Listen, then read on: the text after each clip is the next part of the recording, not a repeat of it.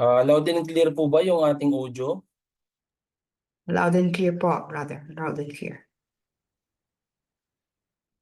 Okay, wala na po tayo.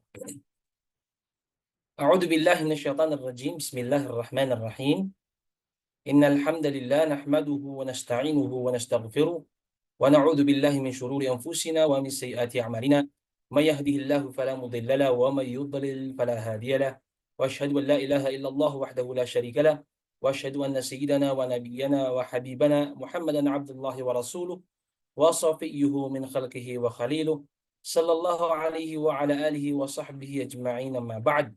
Assalamu alaikum warahmatullahi wabarakatuh. Isang magandang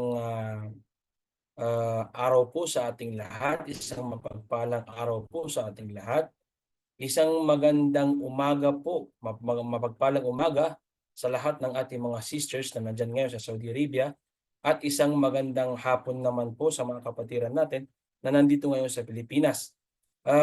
Humingi po ako ng kapatawaran last week, hindi po ako nakapagbigay ng oras sa inyo dahil musafir po ako. Nandito po ako ngayon sa Pilipinas. Meron lang akong mga inaasikaso dito patungkol sa aking thesis, kaya nandito ako ngayon sa Pilipinas. So inshallah subhanahu wa ta'ala, tuloy pa rin po ang ating paksa patungkol sa panahon sa Madina, sa talambuhay ng Propeta Muhammad sallallahu alaihi wasallam. Napakabilis po ng panahon, which is nasa week 18 na po tayo. Tininan ko po yung mga episode, maaaring mga 7 or 8 episode na lang ay maaari na po nating matapos. Alhamdulillah, ang talambuhay ng Propeta Muhammad sallallahu alaihi wasallam sa Madina, kahit hindi man natin kuha lahat, ang pinaka-importante nakuha natin yung mga asas, nakuha natin yung mga pinakamahalagang mga punto o kaya mga pangyayari sa mga naganap na talambuhay ng Propeta Muhammad sallallahu alaihi wasallam. So recap po tayo, kamakailan, last week, kasi last week wala po akong naibigay sa inyo, ang ating natalakay ay yung patungkol sa tinatawag na As-Sulhul Hudaybiyah. Ito yung nakaraang paksa natin. Ang kasunduan sa Hudaybiyah o tinatawag na Sulh al-Hudaybiyah. Ito yung sinasabi ko sa inyo nung last na first time na nagkaroon ng tinatawag na peace agreement.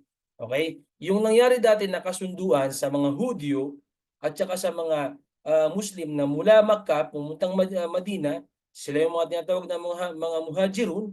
Huwag po natin kakalimutan yan, okay? Yung dating sinabi ko sa inyo, magkaiba yung Ansar at muhajirun, mga muhajirin. So, ibang kasunduan yon.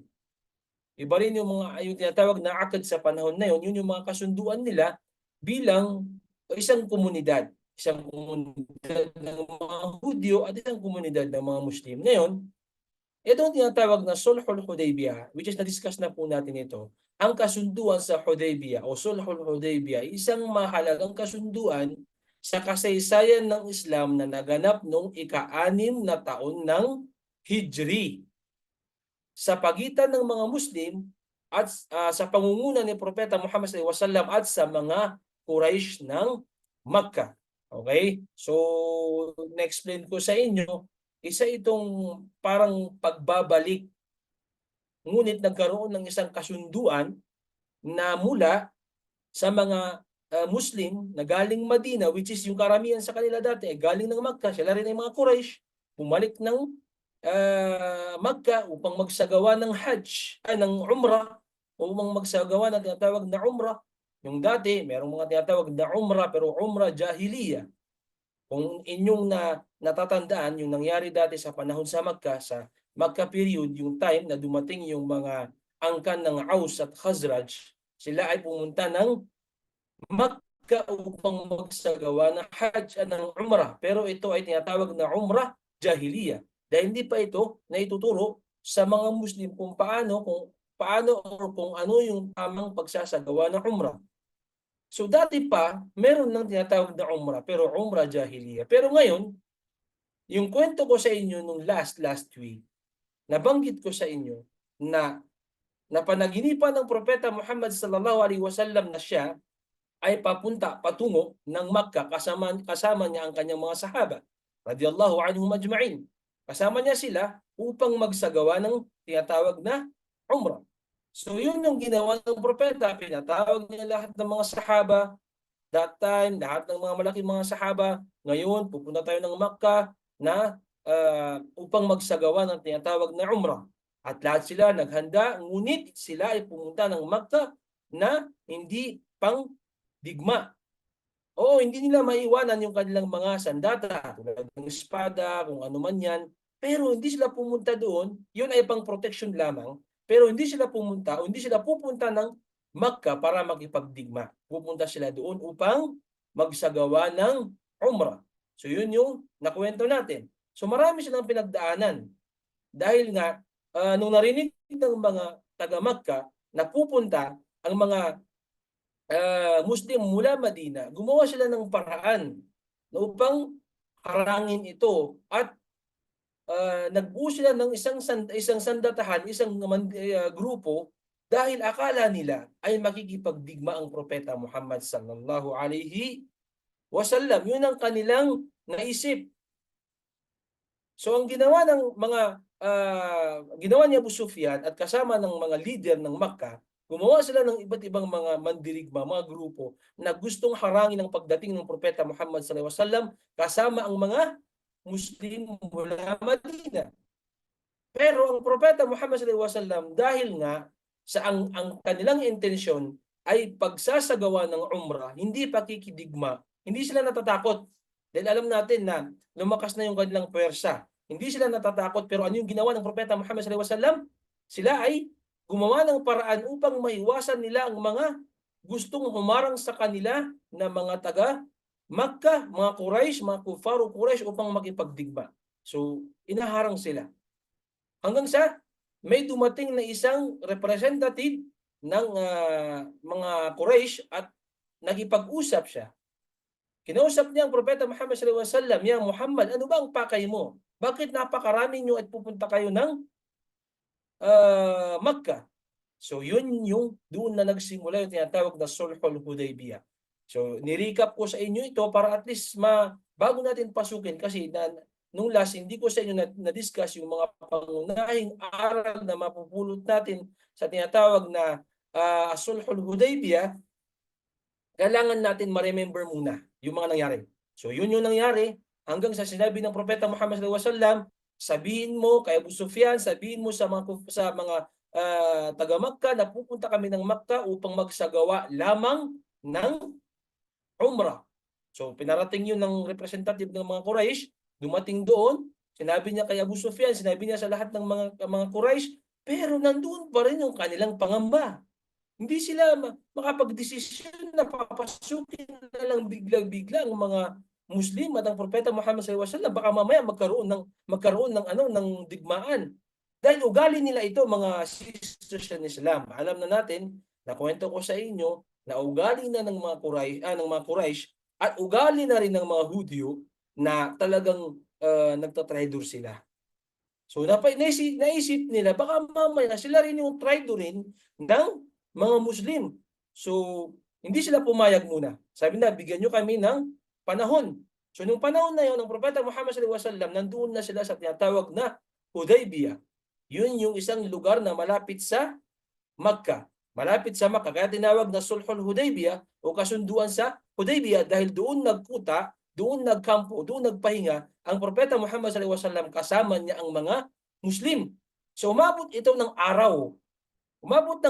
Sabi ng mga Quraysh, bigyan nyo kami ng time, kami ay mag-uusap-usap upang magbigay sa inyo ng isang sagot o isang desisyon kung kayo ba ipatutuloyin namin o kayo ba hindi namin patutuloyin. Diba? Remember po natin yung mga nakwento natin, okay? So that time, umabot ito, may mga riwaya na sinasabi na umabot ng 3 araw, 7 araw hanggang 10 araw, wala pang balita. Wala pa silang pinaparating na kasagutan sa hinihingi ng propeta Muhammad sallallahu alaihi wasallam.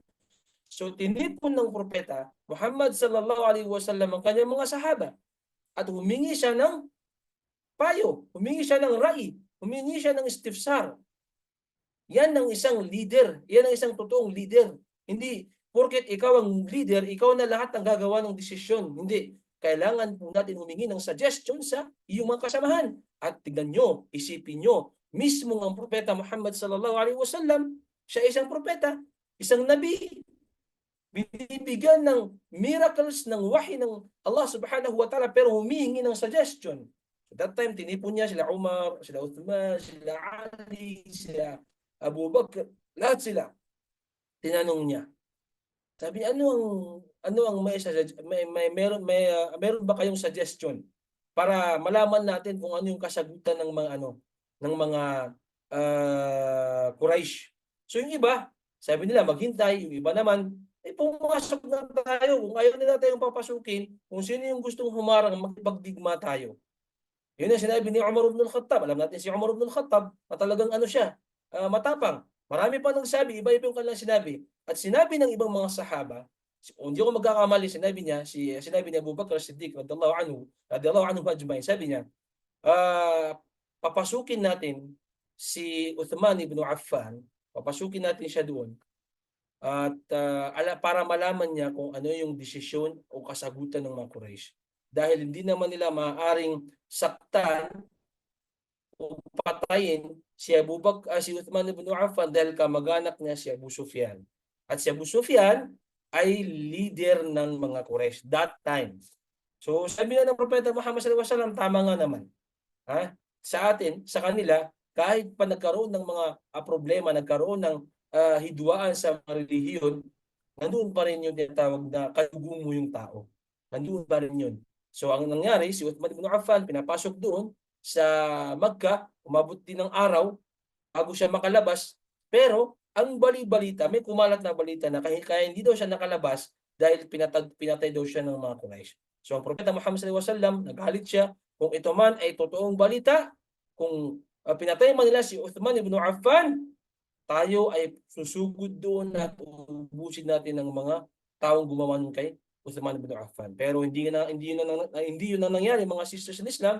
Ang nangyari, nung umabot na ng mga 7 araw, biglang dumating si Uthman ibn Affan at doon na po nagsimula ang tinatawag na As-Sulhul Hudaybiyah. So doon, that time, kasama rin siyang representative ng mga Quraysh at doon na ipinahayag ng mga Quraysh ang kanilang tinatawag na kasunduan. At ang nilalaman ng mga kasunduan, ito yon. I-repeat ko po sa inyo yun. Una, ititigil ang labanan. Ititigil ang labanan sa loob ng 10 taon. Okay? Peace agreement. Walang labanan sa loob ng 10 taon. Pangalawa, ay pagbabalik sa Madina. Bakit sila babalik sa Madina? Hindi sila tutuloy ng Makkah. Ano nangyari, mga sisters? Ano nangyari sa oras na yon? Hindi sila napatuloy o hindi sila nakapunta ng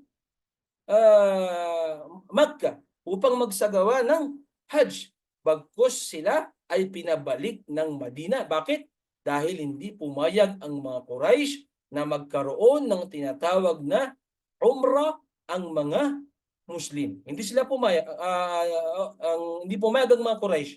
So, ang nangyari ay pababalikin ang mga Muslim sa Madina at sila ay magsasagawa ng Umrah pagkatapos ng 1 taon. Yan ang nangyari sa tinatawag na Sulhul Hudaybiyah. At nabanggit din ng tinatawag na wait lang po mga sisters. Pangatlo, nakasunduan ang pagbalik ng mga tumakas. Okay? Nabanggit ko sa inyo to. Yung mga taong, kung sino man ang tumakas mula Quraysh patungo ng mga Muslim, papunta, kunwari yung mga Quraysh, pumunta sila ng Madina, ay ibabalik ng mga tinatawag ng mga Muslim sa Madina. Pero yung mga tumakas naman na mula Madina pumunta ng Makkah, hindi nila ibabalik. So yun yung mga kasunduan nila. Yun yung mga nilalaman ng kasunduan. So nabanggit ko sa inyo na medyo hindi sang-ayon. Maraming mga sahaba na hindi sang-ayon sa pangyayaring ito. Mga sisters in Islam. So ano pa yung nangyari? Nagkaroon din ng neutralidad ng mga tribo. Ngayon, hindi mo pwedeng sisihin o hindi mo pwedeng kunin yung ibang tribo kung saan gusto sumanib ng mga iba't ibang tribo ay hahayaan na lang natin sila. Yun ang ginawa o kaya ginawang kasunduan o kasagutan ng mga Quraysh sa Propeta Muhammad sallallahu alaihi wasallam at sa mga Muslim. Yan ang ginawa niyang kasunduan.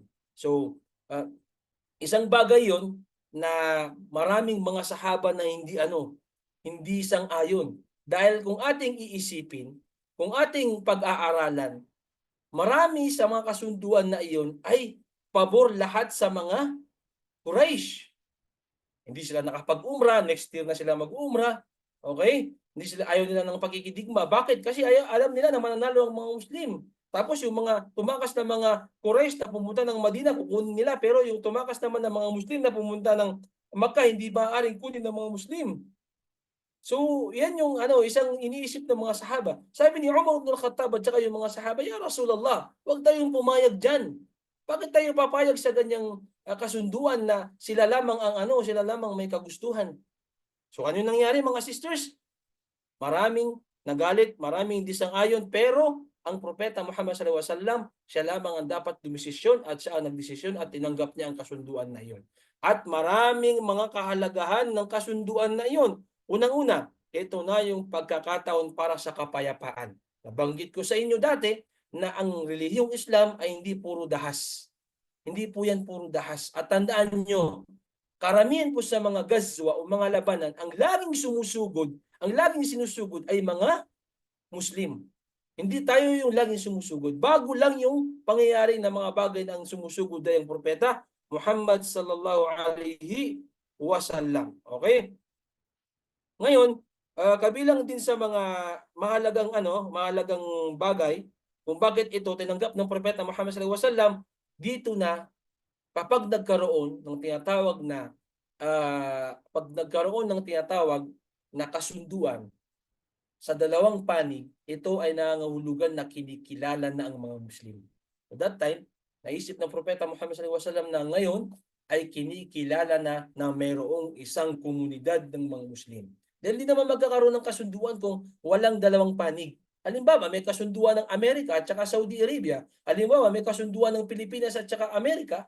Ibig sabihin nun, nakilala na ang Pilipinas, nakilala na rin ng Amerika. Ganun ang kinakalabasan nun, mga sisters in Islam. So, ang Propeta Muhammad sallallahu alaihi wasallam, siya yung may alam. Ang mga sahaba, galit sila, ayaw nilang pumayag. Bakit natin gagawin ito?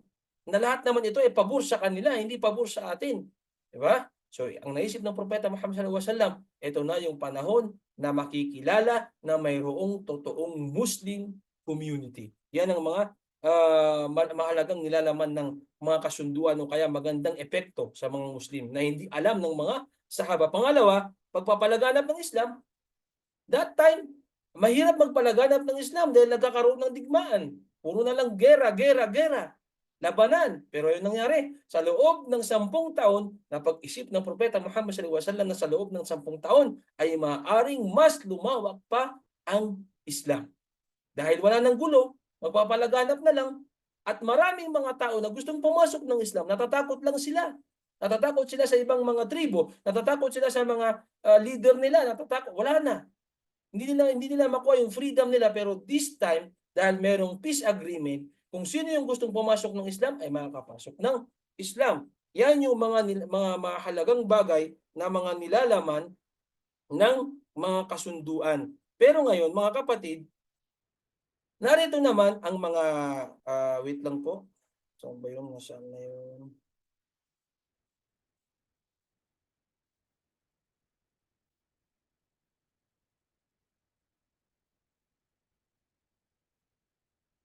Wait lang. Okay.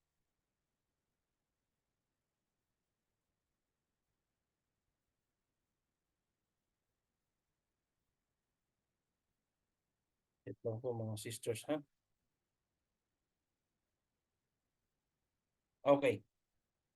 So ngayon naman, ang ating i-discuss, mga sisters in Islam, narito ang mga pangunahing aral na maaaring mapulot o maaaring matutunan, maaaring makuwang aral sa mga nangyari sa Sulhul Hudaybiyah.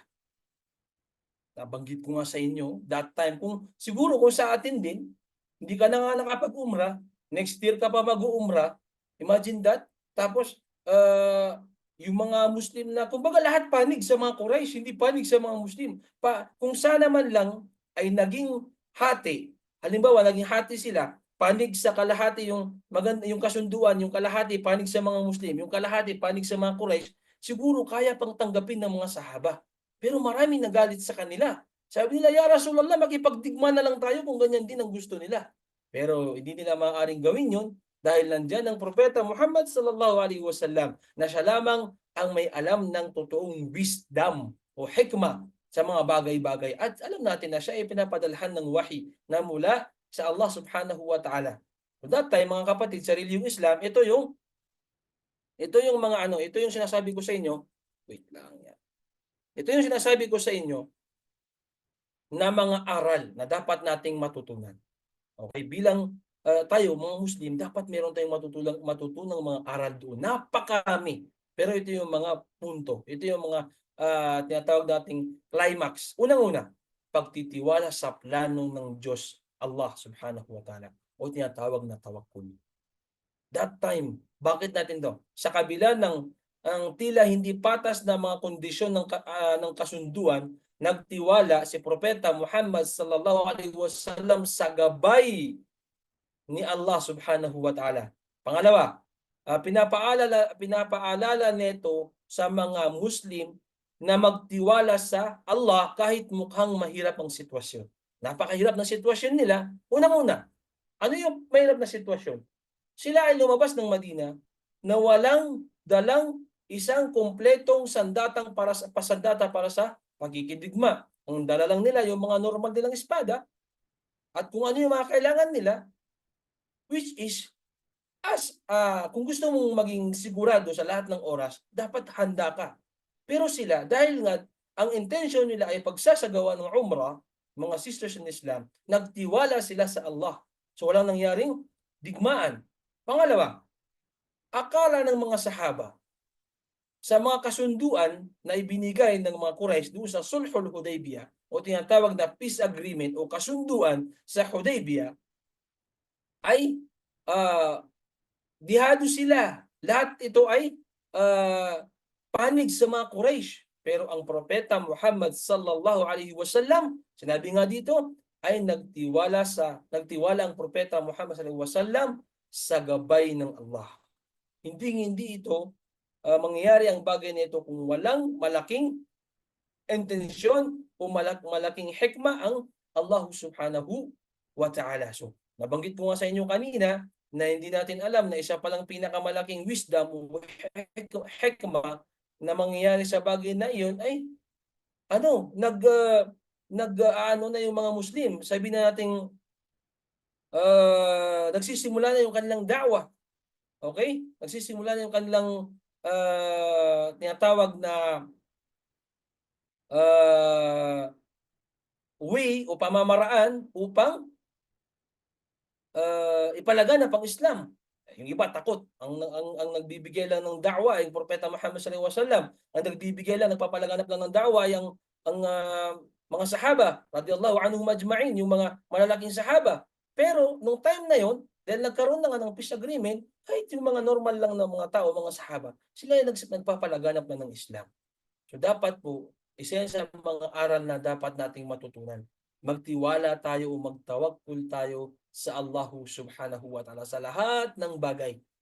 Gagawin natin yung mga asbab o yung mga pamamaraan, yung mga dahilan, pero always tayong magtiwala sa Allah subhanahu wa ta'ala. Pangalawa na dapat nating matutunan, mga sisters in Islam, na aral, ang kapayapaan ay mas mainam at mahalaga kaysa sa digmaan. Ito yung isang mindset na dapat nating tanggalin sa mga kaisipan ng mga ibang relihiyon, mga Kristyanismo, mga Hudyo, kung ano man yan. Akala nila kapag tinawag ng Muslim, ang unang-unang papasok sa kanilang mga kaisipan ay dahas, which is hindi po yan ang Islam. Tandaan po natin, kahit papag-aralan natin ang buong history mula sa Makkah period hanggang sa Madina period, nagsimula lang ang pakikipaglaban ng mga sahaba kasama ang Propeta Muhammad sallallahu alaihi wasallam ay sa panahon sa Madina. Panahon niya sa Madina. Tandaan natin yan. Okay? So kung ating iisipin, bakit sasabihin ng mga tao na ang Islam ay puro dahas? Hindi po. Tandaan po natin yan. Kahit nung panahon na nagsimula ng makipagdigma ang mga Muslim sa mga iba't ibang mga lugar, hindi po agad digmaan. Kinakausap po sila. Mayroon itong mga tinatawag na mga step. Okay, ngayon, nandito kami sa inyong bayan. Pagpipiliin namin kayo, kayo ba ay papanig sa Islam? O kayo ay hindi papanig sa Islam ngunit magbabayad ng buwis? O kayo ay makikipagdigma? Last choice po yun. Hindi po agad-agad na okay, ngayon tayo ay makikipagdigma. Which is kaya ng Muslim. Hindi po ito ginawa ng mga propeta Muhammad SAW at mga sahaba at mga sinaunang mga Muslim. Kaya wag po natin isipin yung tinatawag ng mga ibang tao na ang Islam ay nagsimula sa dahas. Bagkus ang Islam ay nagsimula sa kapayapaan. Hanggang ngayon naman mga sisters, sa halip na makipagdigma, pinili ni Propeta Muhammad SAW that time. Kaya makipagdigma ng Propeta Muhammad SAW at mga sahaba. Kung hindi man nila kaya sa oras na yun, maalis lang bumalik ng Madina at kunin ang kanilang mga armas. Pero hindi nila ginawa. Bakit? Dahil sa oras na ito, mga kapatid, pinili ni Propeta Muhammad SAW ang diplomatikong paraan upang mapanatili ang kapayapaan. Wisdom, hikmah, mayroon itong nilalamang aral o mapupulot na aral na dapat nating matutunan. Pangalawa, ipinakita nito na ang kapayapaan ay mas epektibong paraan para sa pangmatagalang tagumpay. Hindi po pinapakita sa pangyayaring ito na takot ang mga Muslim. Hindi po. Dahil nagsimula na po yung pagkapanalo ng mga Muslim sa oras na yan eh. Kaya nga gumawa ng Sulhul Hudaybiyah o peace agreement o kasunduan sa Hudaybiyah ang mga Quraysh dahil that time ay nararamdaman na nila yung paglakas ng mga Muslim. Kaya nila ginawa ito. Kaya nga nagagalit yung mga sahaba, ya Rasulullah, wag ka tayong pumayag. Dahil noong time na yun ay handang-handa silang makipagdigma. Anytime, anywhere, sabi nga nila. Pero ang Propeta Muhammad SAW ay ipinakita niya rito na ang kapayapaan ay mas epektibong paraan para sa pangmatagalang tagumpay. At ngayon, alam na natin yung nasaksihan natin yung tagumpay na yon sa panahon natin ngayon. Kung nangyari man yung bagay na yon, na puro na lang digmaan, wala nang peace agreement. So paano na lang tayo sa panahon natin ngayon? Okay, stay focused tayo sa Saudi Arabia. Kung nangyari man yung mga bagay na yan, na hanggang nung panahon na namatay ang propeta, tapos dumating yung mga sahaba, puro na lang digmaan. Wala nang peace agreement. Anong mangyayari sa Makkah? Anong mangyayari sa Madina? Hindi natin alam. Pero ngayon, yung mga nakapunta ng Makkah, nakapunta ng Madina, nakabisita dyan, mararamdaman nyo kung ano yung peace. Mararamdaman nyo kung ano yung kumbaga safety dyan sa Madina at sa Makkah. Kung meron mang mga konting mga problema, normal yun sa lugar. Pero yung tinatawag natin na safety ng pagiging isang Muslim, napaka-safety po sa mga lugar na yan. At ngayon, ganun din sa mga ibang lugar na mayroong mga Muslim. Pag-ingatan nawa po ng Allah subhanahu wa ta'ala ang mga komunidad ng mga Muslim. So yan, ang pangalawang aral na dapat nating matutunan na pinairal ng Propeta Muhammad SAW dito ang halaga ng kapayapaan kaysa sa digmaan. Hindi po ito nangangahulugan, mga sisters in Islam, na takot ang Propeta Muhammad SAW o takot ang mga Muslim o mga sahaba. Hindi, ito po ay nangangahulugan na mas mainam ang kapayapaan kaysa sa digmaan. So wag pong sabihin sana ng ating mga sabi nating mga taong hindi Muslim na puro na lang digmaan ng Islam. No. Kung sila po ay mayroong magandang kaisipan at gusto nilang pag-aralan ng Islam, ay basahin po nila ang mga kwento ng Propeta Muhammad sallallahu alaihi wasallam at kung paano siya namuhay at paano siya nakitungo sa mga Hudyo, paano siya nakitungo sa ibang relihiyon, paano siya nakitungo sa kanyang mga pamilyang mga Quraysh na hindi mga Muslim. So yan po ang turo ng Propeta Muhammad sallallahu alaihi wasallam na turo ng relihiyong Islam. Pangatlo, pagpapakita ng pagtitimpi o tinatawag na sabar. Alam natin, nagalit na galit ang mga sahaba sa oras na yon. At ang Propeta Muhammad SAW, ginamit niya rin ang sabar, ang pagtitimpi. Kahit maraming mga sahaba o kasamahan ng Propeta ang naramdaman ang kawalan ng hustisya, sinunod nila ang utos ng propeta sallallahu alaihi wasallam at nagpakita ng pagsasabar o pagtitimpi. Yan ay isa sa mga sifa o kaugalian ng mga sahaba na hindi natin kayang pantayan, mga sisters in Islam, mga brothers in Islam. Hindi po natin sila kayang pantayan, lalong-lalo na sa mga magagandang mga kaugalian. Ito, pati itong tinatawag natin pagtitimpi o sabar. Imagine nyo, walang hustisya. Hindi man lang naging pantay yung kasunduan sa Sulhul Hudaybiyah sa pagitan ng Quraysh at Muslim. Galit ang mga sahaba, pero nagsabar sila at sinunod nila ang utos o ang desisyon ng propeta Muhammad sallallahu alaihi wasallam. Tinuruan tayo nito ng kahalagahan ng pagkakaroon ng pasensya sa mahihirap na sitwasyon. Dahil that time, imagine nyo, sila ay mula Madina, naglakbay patungo ng Makkah. Sila ay umaabot ng 7 to 10 days na paglalakad o pagsakay ng kamelyo o kabayo. At sila ay nagstay pa sa Hudaybiyah upang hintayin yung desisyon ng mga Quraysh para sila ay makapag-umrah. Pero hindi sila pinayagan na makapag-umrah o makapasok ng Makkah. So ano nangyari? Sila ay napabalik ng Madina. So kung gagawin sa panahon natin ngayon, baka magkaroon na po ng digmaan pag ganyan yung mga nangyari.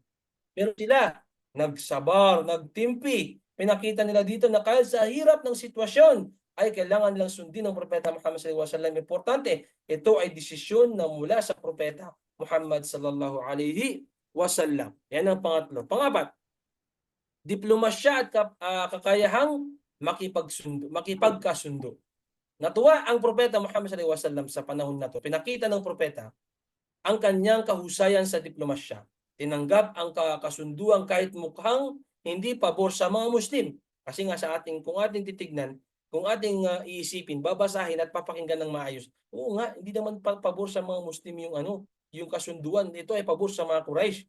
Hindi man lang nakalahati na merong pabor sa mga Muslim. Pero yung nilalaman ng kasunduan na iyon, hindi nila alam ay napag-aralan na yun ng Propeta Muhammad sallallahu alaihi wasallam. At nandoon ang kahusayan niya sa pagiging diplomasya at tinanggap niya ang kasunduan na iyon, which is akala ng mga Quraysh ay sila yung lamang. Hindi nila alam sila yung nalamangan dito sa kasunduang ito. So yun ang isang dapat nating matutunan dito. Ang aral dito ay ang pagiging handa sa kompromiso para sa mas malaking layunin. Yes, kasi ang layunin nila, mag-uumrah sila. Kung ginawa nila yon, pinilit nila yun, baka magkaroon ng digmaan. Maaaring hindi pa sila magkaroon ng umrah. Pero dahil doon sa pagtitiis nila, naisip ng Propeta Muhammad sallallahu alaihi wasallam na mas mainam yung kasunduan nila. Dahil pagkatapos ng kasunduan na yun, 1 year before, pwede silang mag-umrah at pwede silang mag-ulit na mag-umrah hanggang sa matapos yung kasunduan na yun. So ibig sabihin nun, mas malaki yung layunin mangyayari sa oras na yun. At marami pang mangyayaring magagandang bagay dahil maaari na silang magpalaganap ng Islam, magda'wa, magbigay ng kaalaman sa mga iba't ibang mga tribo dahil nga walang pakialamanan that time kung ano yung gagawin ng mga Hudyo, gagawin ng mga Quraysh. Importante, hindi sila pumatay ng mga Muslim mula sa Makkah, mula sa Madina, o kaya ay saktan sila, o kaya ay ganito man, o traidorin sila. So walang magagawa ang bawat panig. Ang importante, hindi mo sisirain yung kasunduan na yun. So ang mga Muslim, sa oras na ito, akala nila, dihado sila, pero hindi nila alam sa loob ng 10 taon ay mas mapapalawak nila ang pagpapalaganap ng Islam. Yan ang isang wisdom o hikmah ng Propeta Muhammad sallallahu alaihi wasallam. Pangatlo, pagkakaisa ng komunidad. Yes, ang kasunduan ay nagbigay ng pagkakataon para sa mga Muslim na palakasin ang kanilang komunidad at ipalaganap ang Islam. Ito nga yung sinabi ko sa inyo kanina, dahil kasi simula lang ng Propeta Muhammad sallallahu alaihi wasallam, umabot na ng 4 hanggang 5 taon na siya ay nagpapalaganap ng Islam sa Madina, which is nagsimula pa yun sa panahon ng mga digmaan. So ngayon, ito na yung oras, ito na yung panahon na mas mapapalawak ng Propeta Muhammad sallallahu alaihi wasallam ang komunidad ng mga Muslim. Mahalaga ang pagkakaisa upang harapin ang mas malaking hamon. So akala natin, yun na yung tama, yun naisip ng mga sahaba, pero meron pa palang mas tama at yun ang naisip ng Propeta Muhammad sallallahu alaihi wasallam. At pinapakita rin sa komunidad na to na mga sisters in Islam, lalo na tayo na mga Filipino, na hindi tayo originally o kaya sa tarikh, sa kwento, na kwento na ang original sa Pilipinas Islam. Alam po natin yan. Bago pa dumating ang Kristyanismo. Ngunit dahil nga sa tinatawag na gera, mga nangyaring gera, hanggang sa pumasok ang mga Kastila, ang mga Inchik, ang mga Hapon, pumasok sa Pilipinas, nagkaiba-iba yung mga relihiyon, at ngayon mas marami na yung mga Kristiyano, at lumiit yung mga Muslim. So ngayon, dahil sa Sulhul Hudaybiyah na yan, isang aral na matututunan natin dyan. Ikaw man ay nasa Muslim community o nasa hindi Muslim community, mga sisters in Islam, isang bagay na dapat nating matutunan ay pagkakaroon ng pagkakaisa. Nandoon pa rin yung pag-iingat natin. Kasi sinabi nga ng Allah, lan tarda'an kal yahudu walan nasara hatta tattabi'a millatahum. Nabanggit ng Allah subhanahu wa ta'ala na kahit kailan na hindi sa inyo maging komportable ang mga Nasara, ang mga Kristiyano at mga Hudyo, pero hanggang sa hindi natin sundin ang kanilang daan o kanilang relihiyon, hindi sila magiging komportable sa atin. Ngunit tayo dahil halimbawa nasa Pilipinas, ngayon nasa Pilipinas ako, nasa tinatawag na community ng hindi mga Muslim, so nandoon yung tinatawag na peace agreement, nandoon yung tinatawag na walang barrier. Yes, nandoon yung sabi nating nagkakahiyaan o hindi naman sa nagkakaayawan, pero wala nang nangyaring mga gulo between Muslim and non-Muslim. So isa ito sa magandang aral na dapat nating matutunan dahil marami sa ating mga Muslim na hindi po originally nakatira sa mga Muslim community o kaya hindi ito nakatira sa Saudi Arabia na puro Muslim. So dito, sa Pilipinas, kung ating iisipin, kailangan natin magkaroon ng ganitong bagay na pagkakaisa ng isang komunidad. Muslim ka man o hindi ka man Muslim, importante, hindi nila inaagrabyado ang iyong relihiyong Islam. So yan ang dapat nating matutunan. Pang-anim, pagtitimpila laban sa emosyon na reaksyon. Halos similar doon sa kabilang unang aral. Sa kabila ng emosyonal na pagkadismaya ng mga kasamahan ni Propeta Muhammad sallallahu alaihi wasallam, pinanatili niya na kalmado at pagiging mahinahon. Diba? Alam natin, kung digma lang ang usapan, kayang-kaya makipagdigma ng mga Muslim sa oras na yun. Nandun pang Umar ibn al-Khattab, nandun pang mga malalaking mga sahaba. Handa sila makipagdigma. Emotional sila na napaka-unfair naman ng kasunduan na yan, ya Rasulullah. Lahat ito ay pabor sa kanila, sa atin wala. Pero ano nangyari? Pinanatili ng Propeta Muhammad sallallahu alaihi wasallam na kalmado ang mga sahaba at mahinahon ang mga sahaba. So yan ay isang sifa ng Propeta Muhammad sallallahu alaihi wasallam at yan ay isang magandang kaugalian din ng mga sahaba radhiyallahu anhum ajmain na kapag ito ay mula sa kautusan ng Propeta Muhammad sallallahu alaihi wasallam kahit pa sabihin natin labag sa kanilang kalooban o kaya ay na-emotional sila o nahihirapan sila doon sa desisyon na iyon, ay kailangan pa rin nila itong tanggapin. Bakit? Dahil ito ay mula sa Propeta Muhammad sallallahu alaihi wasallam. Sa panahon natin ngayon, kapag mayroon tayong isang leader na Muslim, mabait na leader, tumutulong na leader, ano na mangyayari? Marami sa mga tao na hindi nila sinusunod o hindi nila ginugusto ang kautusan ng mga leader ng mga Muslim. So sana po mawala sa ating ang ganyang mindset, mga sisters in Islam, mga brothers in Islam. At pinapakita nito na ang tamang desisyon ay hindi laging nakabatay sa emosyon, kundi sa logical na pag-iisip. Which is yan ang ginawa ng Propeta Muhammad sallallahu alaihi wasallam. Kasi kung sinamahan ng Propeta Muhammad sallallahu alaihi wasallam, okay, sinamahan niya o kaya tinulungan niya o kaya ay sinuportahan niya ang mga sahaba sa kanilang desisyon na emotional, galing sa kanilang mga emosyon, ay maaaring hindi yan ang maging desisyon ng Propeta Muhammad sallallahu alaihi wasallam. Baka magkaroon ng gera, baka pasukin nila ang Makkah, baka magkamatayan, maraming mamatay na Muslim, maraming mamatay na mga Quraysh. Pero ang Propeta Muhammad sallallahu alaihi wasallam, hindi niya pinairal ang kanyang emosyon. Oo, nagagalit din ang Propeta Muhammad sallallahu alaihi wasallam, nandun ang kanyang galit, nandun ang kanyang emosyon din. Kasi ang propeta, tao din siya. Nagkakamali din.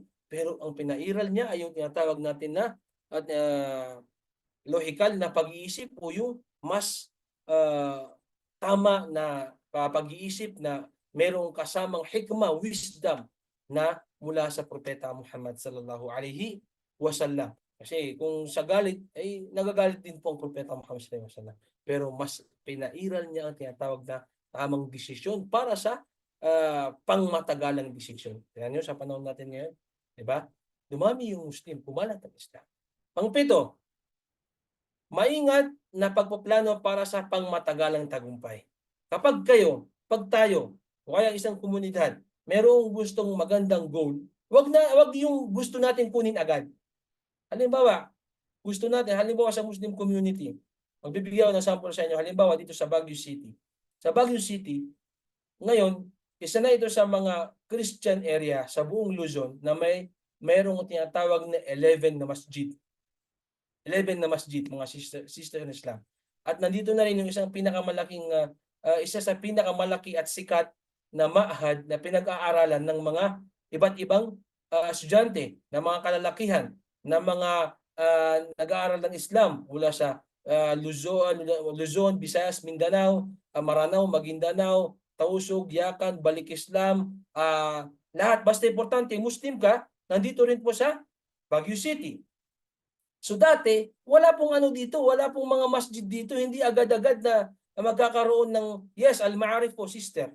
Al-Ma'arif Ash-Shar'i, nandito po ang Ma'had Al-Ma'arif Ash-Shar'i, dyan po kami nakapagtapos ng aming high school. Maraming mga sisters na dyan, mga brothers na mga da'ya sa buong Saudi Arabia ay dyan nakapagtapos. So ngayon, kung hindi tayo nagpaplano doon sa goal na pangmatagalan, ang gusto natin agad-agad, ay mahirap yun.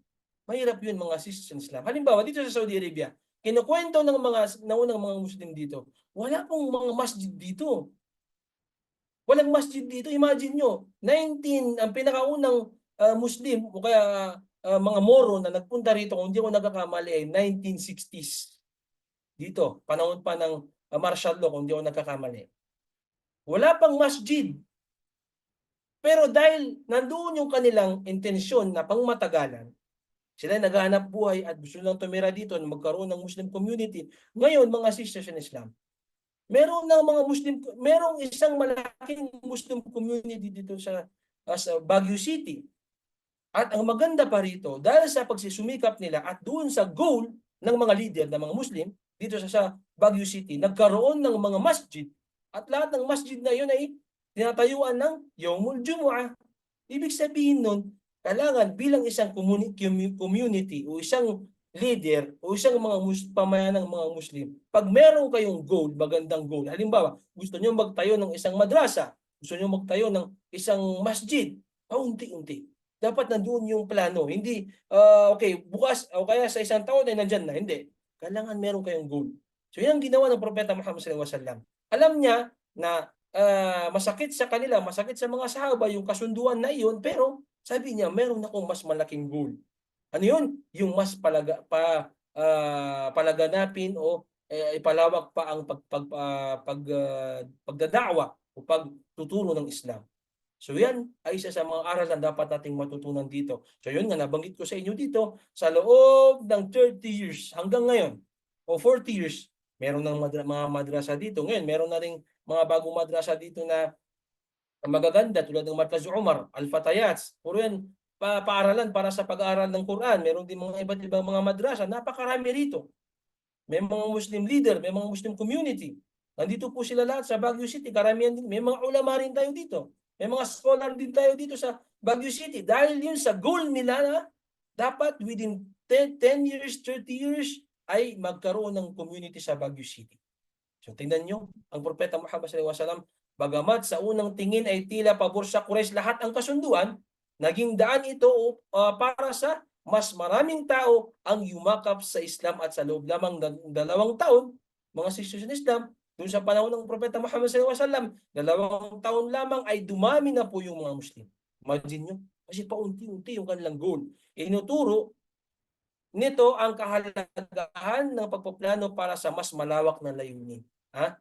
Hindi yung gusto mo ng plano, layunin, gusto mo makuha agad. Hindi. Kailangan po paunti-unti. So ngayon, sinasample ko sa inyo ang Baguio City. Dito na po kasi ako lumaki sa Baguio City.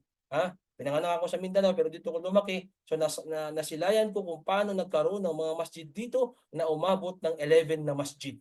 Mashallah, tabarakallah. Dahil yun sa magandang intensyon o layunin ng mga leader o mga ng isang Muslim community. So maganda po yung aral na dapat nating matutunan. So halimbawa kayo rin, nagkaroon kayo ng community halimbawa sa Batangas, sa Pampanga, sa Pangasinan, kung saan man yan, paunti-unti. Huwag natin biglain. Okay, ngayon masjid. No. Paunti-unti. Kung sisimula yan sa maliit na musalla, maliit na bahay, hanggang sa maging masjid. Ganyan po yan. So ganyan ang propeta Muhammad sallallahu alaihi wasallam. Akala nila ay lahat ng kasunduan ay pabor lang sa mga Quraysh. Hindi nila alam, mas pabor sa mga Muslim. So yan po isang dapat nating makuhang aral dito sa Sulhul Hudaybiyah. At isa pang aral na dapat nating matutunan, pagpapakita ng halimbawa ng mabuting liderato. Mashallah, tabarakallah. Ang propeta Muhammad sallallahu alaihi wasallam, lahat ng magandang kaugalian ay nasa kanya na. Lahat ng magandang asal ay nasa kanya na, mga sisters in Islam. Imagine nyo, si propeta Muhammad sallallahu alaihi wasallam ay nagpakita ng kahusayan bilang isang leader. Sabi ko nga sa inyo, he is not a boss. He is a leader. Magkaiba ang boss sa leader. Tandaan po natin yan. Ang propeta Muhammad sallallahu alaihi wasallam ay isang tamang pinuno o leader. Siya ay nagpakita ng pagiging mainahon, maingat at matatag kahit sa ilalim ng presyon. Dahil that time, syempre, meron ng problema eh. Maaaring yung ibang mga sahaba hindi makatiis eh. Pero mahinahon niyang kinausap yung mga sahaba, maingat niyang pinagplanuhan at tinanggap ang kasunduan na iyon bago nila pirmahan ng kasunduan na iyon. Dahil hindi alam ng mga Quraysh na ito pala ay mas mainam sa mga Muslim. So isa yan sa mga senyalis ng pagiging leader. At ang isang mahusay na leader ay dapat mag-isip para sa kabutihan ng nakararami. Hindi lamang sa pansariling interes. Hindi tulad ng mga leader natin ngayon, mga sisters in Islam. Okay? Pasintabi po, pero marami tayong leader sa panahon ngayon, Muslim man o hindi Muslim, na nakafocus siya dun sa interest niya. Okay? Nakafocus siya dun sa maliit na interest ng isang organisasyon o isang community o isang grupo. Pero ang propeta Muhammad sallallahu alaihi wasallam ay isa sa kanyang kahusayan bilang isang leader ay ang iniisip niya ay yung kabutihan ng nakararami. Imagine nyo kung nakipagdigma sila. Alam ba nila na sigurado silang mananalo sila? Hindi nila alam. At kung nakipagdigma naman sila, siguradong may mamamatay din sa kanila. Di ba? Siguro mas marami pang mamamatay sa kanila.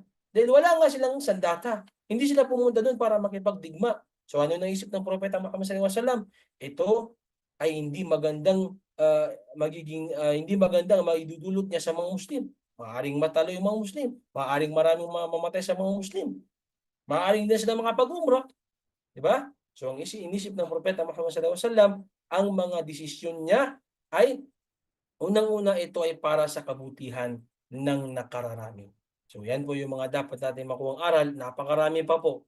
Pero tandaan po natin mga sisters in Islam na ang mga binanggit natin dito, ito yung mga malalaking aral na dapat nating matutunan na tinatawag na Sulhul Hudaybiyah at napakahalaga po nito. Napakahalaga po nito mga sisters dahil bilang isang Muslim, dapat po natin matutunan ang mga ganitong kwento dahil nakakapulot tayo ng aral sa ating pang-araw-araw na pamumuhay. Mga sisters in Islam, tandaan po natin na isa sa mga meaning ng hadith o kaya tinatawag na sa talambugan ng propeta Muhammad sallallahu alaihi wasallam ay kukuha tayo ng tinatawag na mga fawaid o mga ibar. Ibig sabihin nun, mga aral na magagamit natin sa ating pamumuhay, pang-araw-araw na pamumuhay. So, ang Sulhul Hudaybiyah ay isang malinaw na halimbawa na ang tagumpay ay hindi laging nakikita agad. Okay? Yan ay dapat nating maisip na mindset. Hindi porket meron ka ng nakuhang bagay, akala mo tagumpay ka na. Halimbawa, sa mga taong halimbawa umaattend ng mga bar exam o mga LET, ganyan, o mga registered nurse halimbawa ikaw, registered nurse ka. Pero umabot ng 5 years, 10 years, wala ka naman trabaho. Di ba? Hindi mo madidesisyonan agad yun na porket registered nurse ka na, may trabaho ka na. Di ba? Meron din yung, okay, registered nurse. Nakapagtrabaho siya pero napakaliit ng sweldo.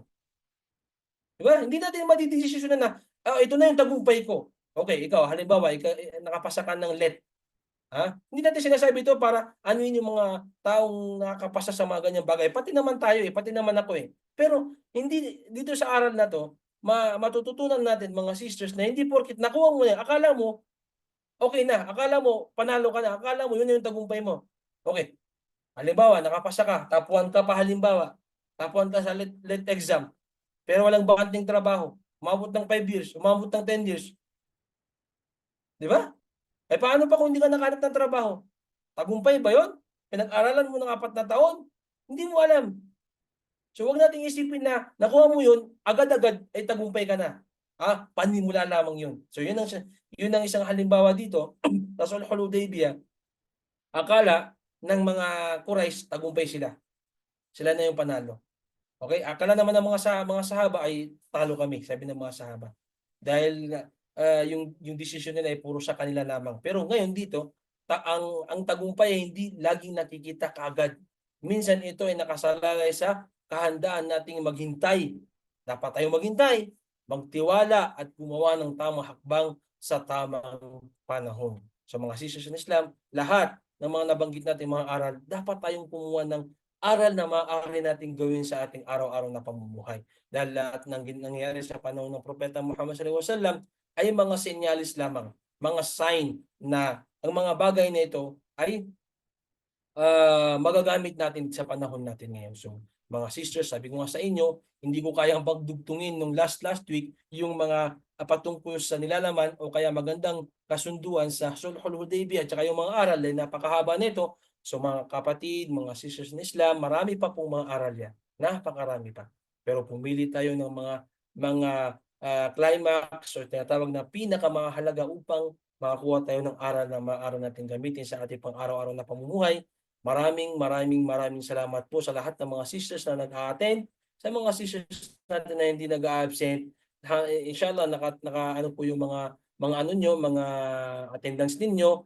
At pasensya na po kayo, ulitin ko sa inyo, kung meron man akong hindi may share sa inyo, ay nandun na po yun sa pagiging tao ko. Kasi hindi po natin kayang i-discuss lahat. At humingi po ako ulit ng kapatawaran sa inyo dahil nga last week hindi ako nakapag-discuss dahil nga po musafir ako, nandito ako sa Pilipinas. Pero babalik din po ako agad. Mga 3 weeks lang po, nasa Saudi na rin po ako. Meron lang akong mga nilalakad dito patungkol sa aking thesis, sa aking pag-aaral. Sana po isama niyo ako sa inyong mga dua para matapos ko po yung aking thesis para po sa aking pag-aaral. At muli po, nagpapasalamat ako sa inyo lahat. Sa mga admin po natin na hindi nagsasawang mag-remind, mashallah tabarakallah, sukran po sa inyong lahat. Sa mga ano po natin, sa mga mag-aaral natin ng mga sisters na hindi nag-absent. Maraming salamat po sa inyong lahat. Sana po nakakapulot kayo ng aral na maaari natin gamitin sa ating pang-araw-araw na pamumuhay. Sa mga meron namang kinabibisihan dyan, inshallah, balikan nyo po yung ina-upload ng ating mga admin na mga video sa YouTube para hindi po kayo malate. So hanggang doon na lamang, inshallah subhanahu wa ta'ala, dudugtungan pa po natin yan. Sa abot ng ating mga kaya, mga sisters in Islam, syukran sa inyong lahat. Maraming salamat po. Akhiru da'wana. Alhamdulillahi Rabbil Alamin. Assalamualaikum warahmatullahi wabarakatuh. Waalaikumsalam warahmatullahi wabarakatuh. Sisters, if you have any question po kay brother, kung sino po meron gustong magtanong, paki-raise po ng hand o kaya isulat po sa chat box kung ano. Yes, sa mga may mga clarification po.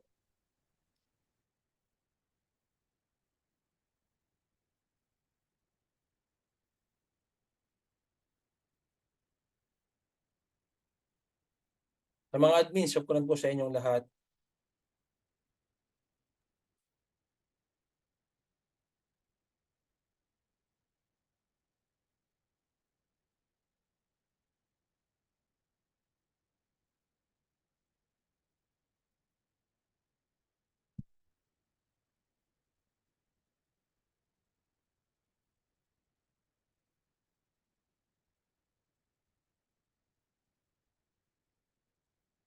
Wala na po ba?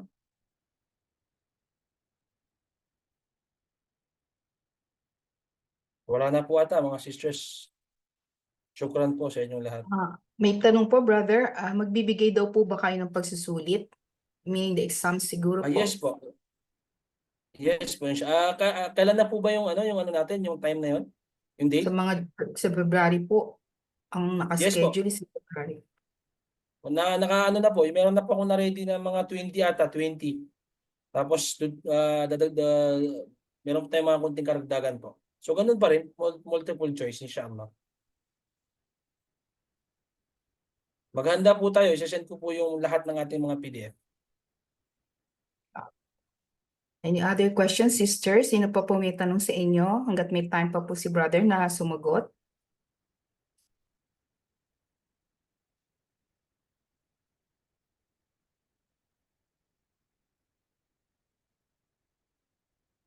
Wala naman po sa chat, brother, and anybody from the, wala naman po nagre-raise ng hand. So, everything is clear in so far as we are going to take it na talagang naintindihan po nila yung inyong itinuro sa araw na ito. Mashallah. Syukran po mga sisters. Syukran din po, mashallah. Jazakumullah khairan po sa inyo sa pagtuturo niyo, pagtsatsagaan niyo ng pagtuturo sa amin. Marami pong salamat. Salamat din po sa inyo lahat. At pasensya na rin po kayo kung meron tayong mga kakulangan kasi minsan talagang busy rin po tayo. Pero syukran po sa inyong pag-intindi. Alhamdulillah.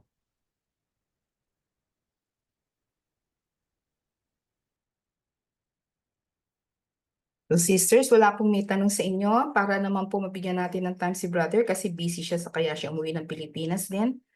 So brother, I think you can end up na po ang lecture ninyo inshallah. And we hope to see you po next week. Thank you po sa inyo lahat. Syukran, jazakumullah khairan.